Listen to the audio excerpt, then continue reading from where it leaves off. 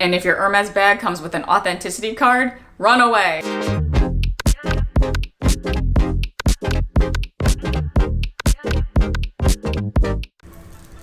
Greetings, Luxe lovers. Welcome or welcome back. I'm here to help you live your best Luxe life. And if you like tips on how to purchase luxury wisely, then please consider subscribing and stay a while. Today's topic comes from a special request from one of my awesome subbies, and it's how to buy pre-loved in confidence. What a great topic. I quickly realized once I started this channel that maybe about 50% of my collection is actually pre-loved. And while the landscape has dramatically changed since the days when I started shopping pre-loved, and it's still evolving, I figured I would add my perspective on what I evaluate and share these tips with you. And this is with the caveat that I'm no authentication expert, and what I'm sharing is alleged and for entertainment purposes only. Also, stay tuned until the end where I share my story about how I was scammed by a scammer on eBay and how the steps I took during the purchasing process helped me get my money back. So let's begin. First off, I want to point out that not all resale sites are created equal. For one, some sites actually take possession of the items and pay out the sellers beforehand. And this is like the case in Fashionphile. So the onus is on them to actually sell through the inventory to not lose money. This makes a company like Fashionphile very highly motivated to sell, and maybe you're even able to get some good deals through discounting. And to me, Fashionphile prices also seem pretty reasonable.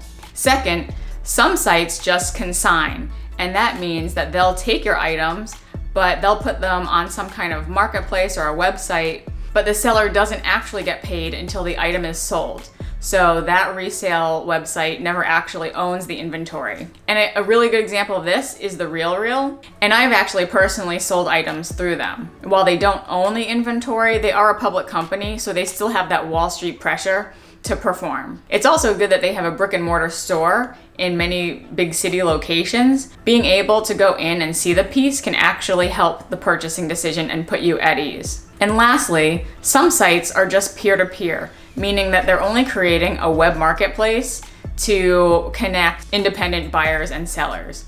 eBay is a good example of this, and also Vestiaire Collective is a good example. And in that vein, on these peer-to-peer marketplaces, it's actually the seller that's setting the price rather than a third-party company. So I actually find that the prices can be totally exorbitant and really bloated because sellers are just putting like any random price out there that they wish they can get. However, you're also just dealing with regular people.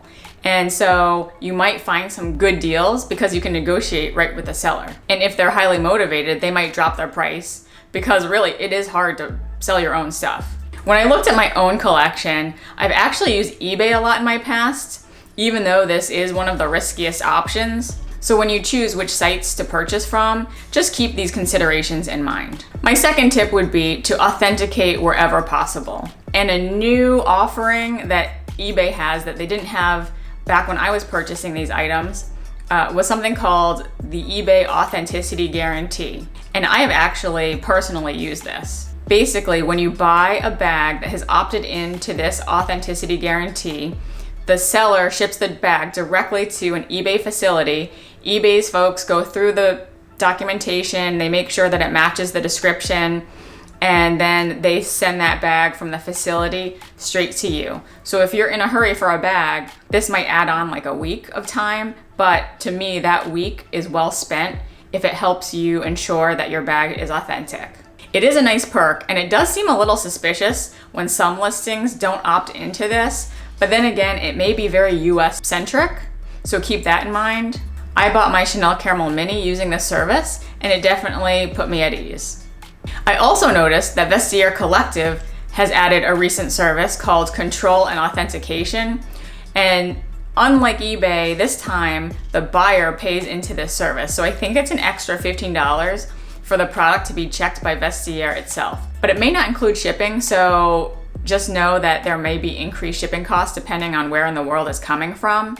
I've never used this service, but personally, I probably would opt into this given that Vestiaire is literally like the Wild West in terms of people selling to people.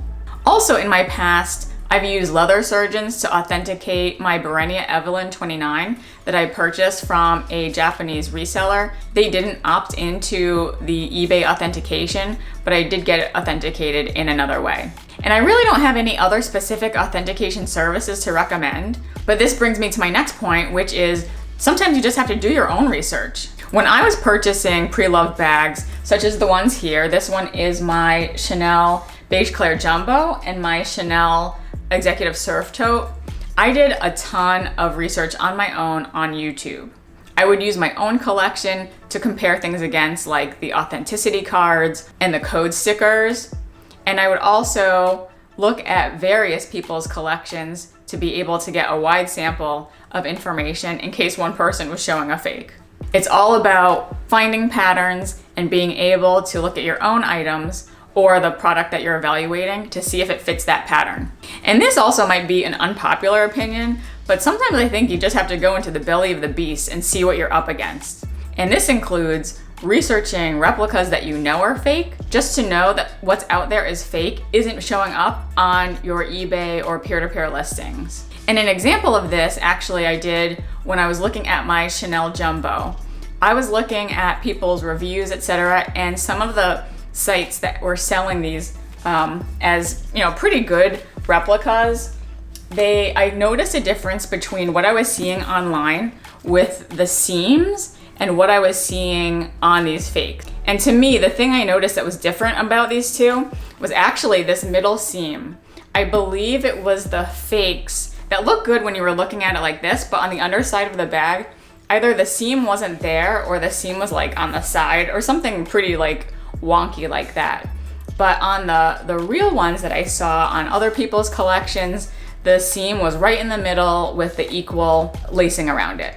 So you really just have to have your eagle eye and study and pay attention to what you're seeing online. Next, just from my own experience, I'll share what the dead giveaways are to me when I'm looking at posting. First, I'll start with Chanel, and for me, the code sticker is actually a dead giveaway. I feel like the code stickers are incredibly hard to replicate, and so this is something that I would always keep a particular eye on. And especially if the code sticker has been tampered with, or if someone tried to peel it off, or something off about it, I would steer clear. Because if you think about it, there's no good reason why someone who has a bag that wants to resell it would ever try to peel off the code sticker. And I know this is hard now that Chanel has instituted the microchip instead of the code stickers and the corresponding authenticity cards. I don't personally have a ton of great suggestions around that, but that's an example of something that I would want to research more. But if you do have things with authenticity cards, I would always look at my own cards and then look at the picture of the others. You want to make sure that that it's actually stamped in and then it's not totally smooth, because each of those cards are stamped. And you want to make sure that the font looks right and that it doesn't look cartoony. Sometimes also the stitching might look a bit off, the stitching might look a bit more detailed and refined in the real things, whereas the stitching might look big and embellished in fakes. And even this is kind of hard for the untrained eye. Next, let's talk about Hermes. And for me, the biggest dead giveaway for Hermes fakes are in the handles. Hermes handles, I think, are very particular. My understanding is that they're one of the hardest parts to make of the bag.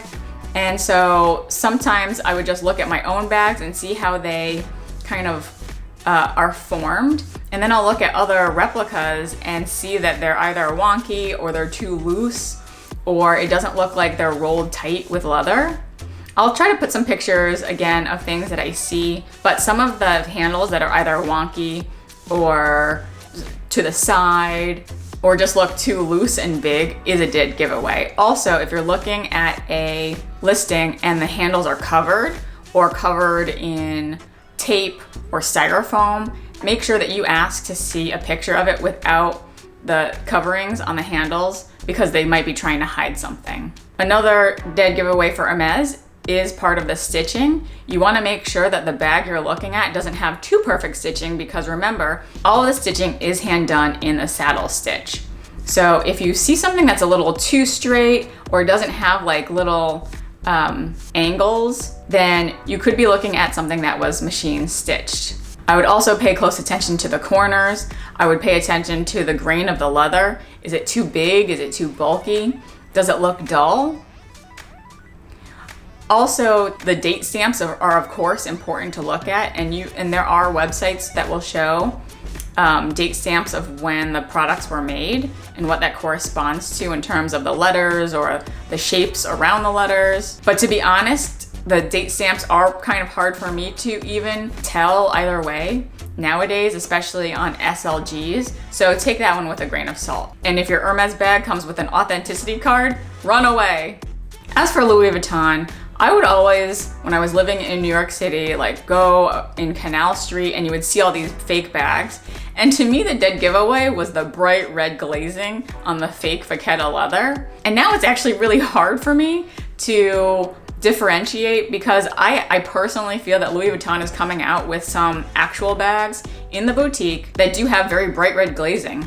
So I think for me, I just like can't get over that, which is why I lean more towards bags that have the black leather or brown leather. When shopping on peer sites, I also like to look at the seller's profile if it's one of those peer-to-peer websites. I want to understand what else is this person selling? Like, is it a similar collection of stuff that you're looking at? If it's like designer handbags, do they have other designer handbags? Are they just selling a one-off opportunistic buy? Or do they have multiples of the same type of bag or the same bag? That to me would be a dead giveaway. And make sure that they're responsive and open to questions, and that when you're asking for more pictures or more information, that they're getting back to you, because to me it means that they have nothing to hide. In today's age, I would look at the Instagram sellers who have clients of well-known YouTubers. I would then also look at finding independent authenticators in my area, someone in my nearby location, because I do think it's important to be able to have them feel and see the bag. And I would probably stick with the well-known sites. If I use eBay, I would use their authentication service. If I use Vestiaire, I would use theirs as well. But of course, the foolproof way to knowing that you have an authentic bag is to purchase your bag from the boutique. And now I'll get into my story of how I was scammed. And it has to do with this little beauty, my Chanel Executive Cerf tote. So back in 2015, I was on the hunt for this Chanel tote, and I saw beautiful pictures of the black bag. I wanted the classic look, and I was looking on eBay. I found one that was at a pretty good price, and I did a direct message to the seller, and I asked her to send me a picture of the serial number and the corresponding card. I wanted to make sure that everything checked out there, and we were good to go. And then when I finally got the package in the mail, the bag I got was dark brown. I was so mad. And I actually wondered if it was me who didn't pay enough attention to the pictures in the listing. But the scammer must have been a dummy, because the serial number in the brown bag clearly didn't match the serial number in the pictures that she gave me in our direct messages. So I was able to lay this all out in a direct message back to her and say, look, these serial numbers don't match. And so I demanded a refund, even though the bag was final sale, or else I was going to open a formal dispute through eBay, which I knew could take a really long time. So they knew that they had no leg to stand on, and they did issue a refund and allowed me to return the bag. I figured that they must have bought a black Executive Cerf tote and used that in their pictures while trying to get rid of the brown one that they didn't want. I was then able to get an authentic one from a seller at a slightly higher price, but at that point I was willing to pay up for that peace of mind. So that's the story about how I got scammed, but I was able to use the pictures that I had and that I asked for privately to be able to make the case to get a refund. So I hope you found value in today's topic, and if you did, I'd love for you to hit that subscribe button. If you've enjoyed this video, I invite you to go down the rabbit hole that is my luxury chit chat playlist, and I'll put that here. Please like it if you liked it, and I'll see you in the next video. Bye!